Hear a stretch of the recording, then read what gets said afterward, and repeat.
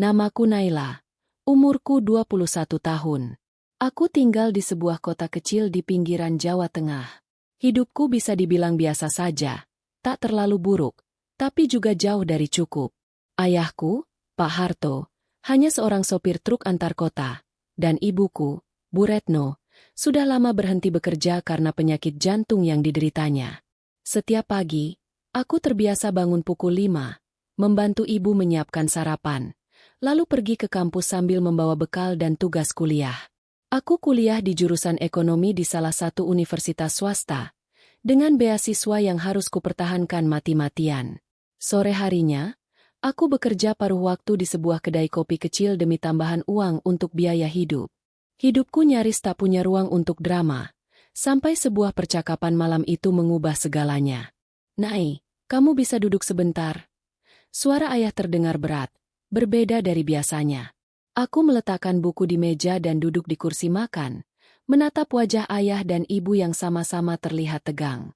"Ada apa, Yah?" Ayah diam sejenak, lalu menatapku lurus-lurus. "Ayah, ditawari bantuan oleh seorang kenalan lama. Beliau kaya, sangat dermawan, dan dia tertarik untuk mengenalmu." Aku tertawa kecil. Kupikir ini hanya lelucon, tapi tidak ada satupun dari mereka yang ikut tertawa. "Maksud ayah?" Ibu menggenggam tanganku. Tangannya dingin. Matanya berkaca-kaca. "Beliau ingin menjadikanmu istrinya, Nai. Dia akan melunasi semua utang kita, menanggung biaya pengobatan ibu, bahkan sanggup menyekolahkan kamu sampai ke luar negeri." Dunia rasanya berputar. Berapa umur orang itu? Ayah menarik napas panjang. 62. Aku hanya bisa terdiam. Kata-kata mereka masih bergema di kepala, seolah dunia sedang bercanda dengan hidupku. Namun tatapan ibu sangat memohon. Malam itu, untuk pertama kalinya, aku menangis bukan karena lelah, tapi karena hatiku benar-benar remuk. Aku masih terlalu muda untuk menyerahkan diri demi menyelamatkan semua orang. Tapi, apakah aku cukup egois jika memilih menolak? Keesokan harinya, suasana rumah sangat sunyi. Ibu banyak diam di kamar, dan ayah hanya duduk termenung di beranda, menggenggam rokok tapi tak pernah benar-benar menyalakannya. Aku sendiri seperti orang mati rasa, menjalani hariku dengan tubuh yang bergerak otomatis, tapi kepala dan hati penuh tanya.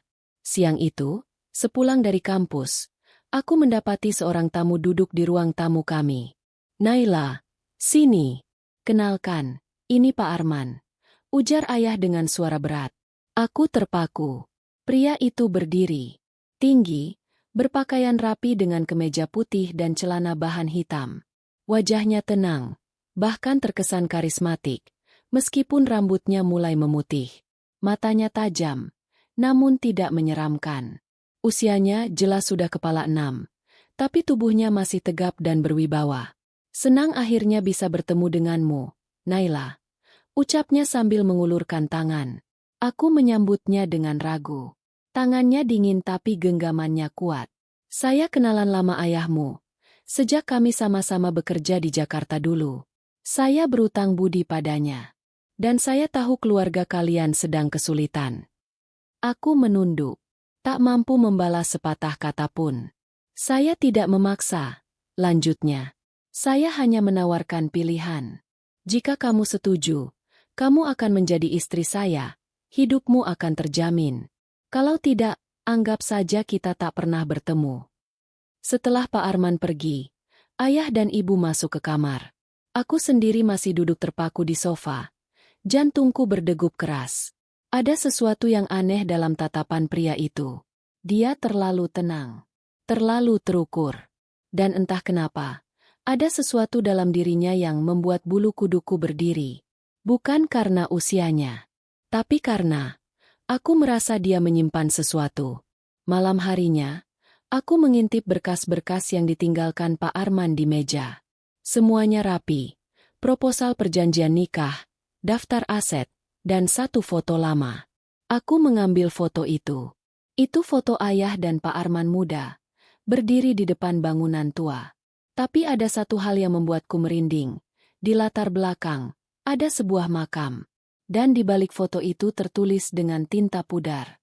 Kita sudah janji, Hartono. Suatu hari nanti, aku akan kembali untuk mengambil yang jadi hakku. Malam itu aku tidak bisa tidur. Wajah Pak Arman, foto tua itu, dan tulisan di baliknya terus menghantui pikiranku. Aku mencoba bertanya pada ayah tentang foto itu, tapi ayah hanya menjawab pendek, wajahnya menegang. Itu masa lalu, Nai. Kamu nggak perlu tahu. Yang penting sekarang, ibu kamu bisa sembuh, dan kamu bisa lanjut kuliah. Tapi aku tahu, ayah menyembunyikan sesuatu. Keesokan harinya, aku diam-diam pergi ke fotokopi belakang kampus dan mencetak ulang foto itu.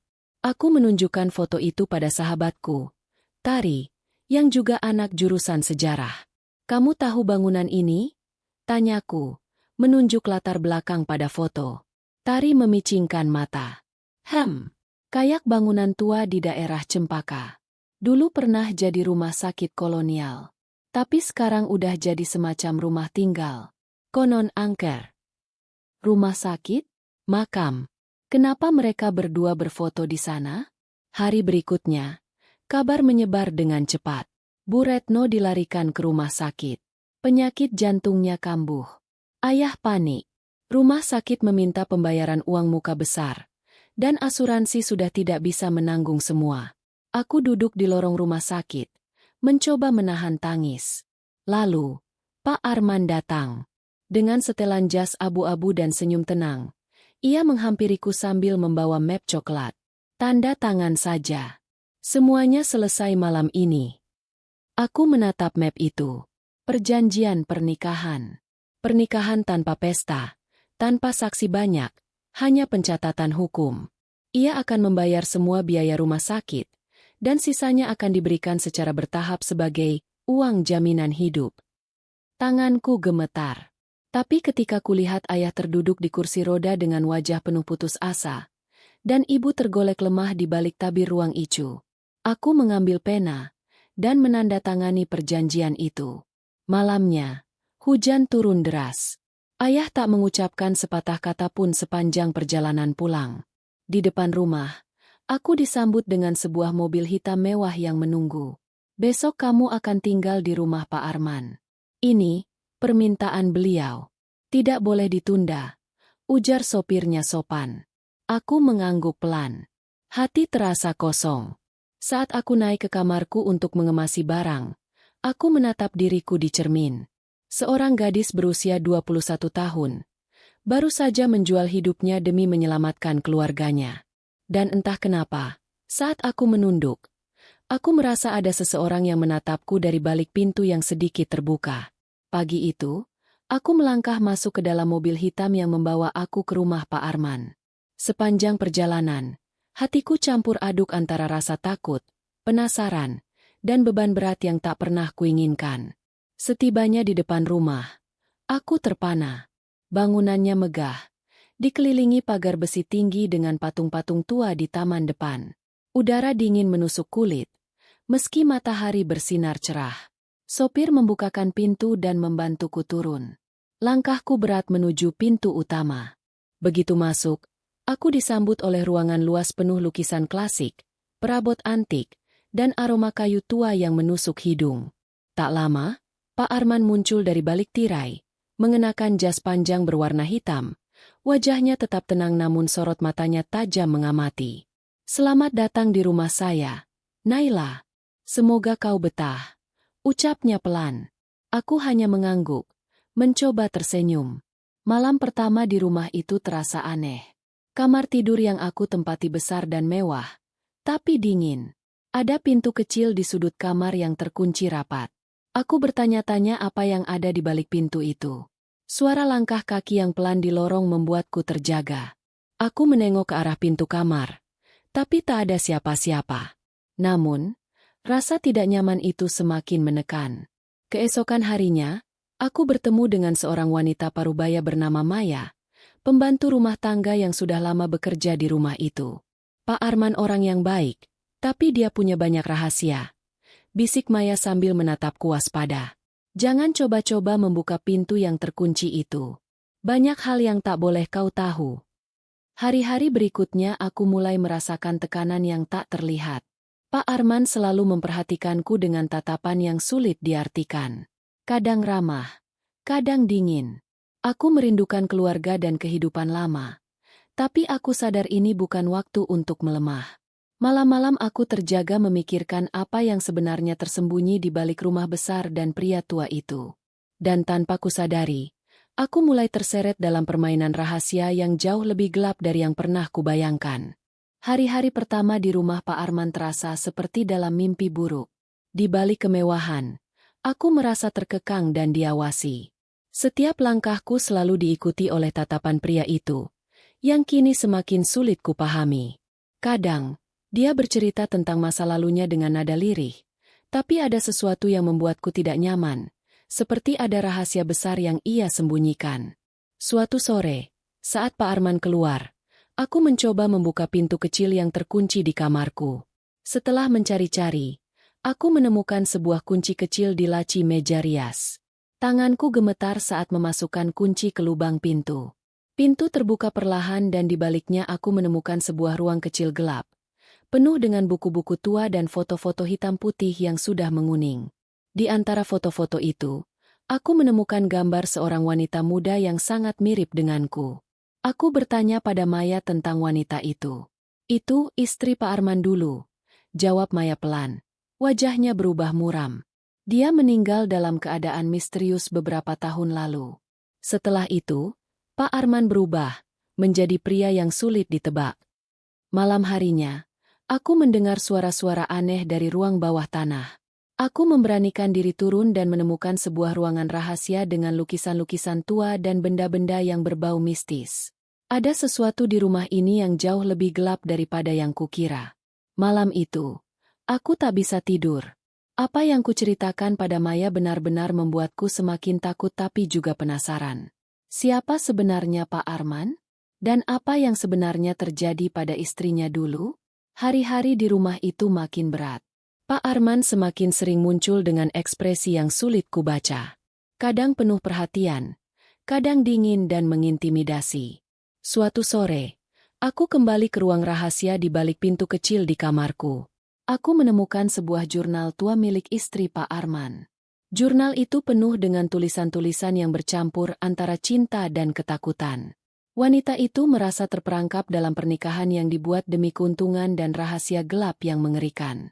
Tiba-tiba, Pak Arman masuk dan melihat aku memegang jurnal itu. Matanya berubah menjadi tajam dan dingin. Itu bukan urusanmu, Naila, katanya dengan suara berat.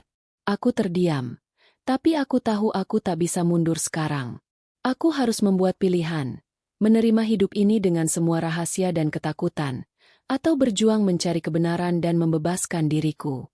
Hari itu, aku memutuskan untuk menghadapi Pak Arman secara langsung. Di ruang tamu yang megah tapi sunyi, aku berdiri tegak, menatap pria tua yang selama ini menyimpan begitu banyak rahasia. Pak Arman, aku tahu ada sesuatu yang kau sembunyikan. Tentang istrimu, tentang rumah ini, dan tentang aku. Matanya yang tajam menatapku lama, lalu berubah menjadi dingin dan penuh amarah. Kamu pikir kamu tahu apa-apa? Jangan terlalu percaya dengan bayangan masa lalu. Aku melakukan semua ini demi keluargamu. Tapi kalau kamu ingin tahu kebenaran, bersiaplah untuk menerima kenyataan yang mungkin lebih kejam dari yang kamu bayangkan. Pak Arman kemudian membuka lemari rahasia yang selama ini tersembunyi dari pandanganku. Di dalamnya, tersimpan surat-surat lama, dokumen-dokumen bisnis, dan sebuah kotak kayu kecil. Dengan tangan bergetar, aku membuka kotak itu.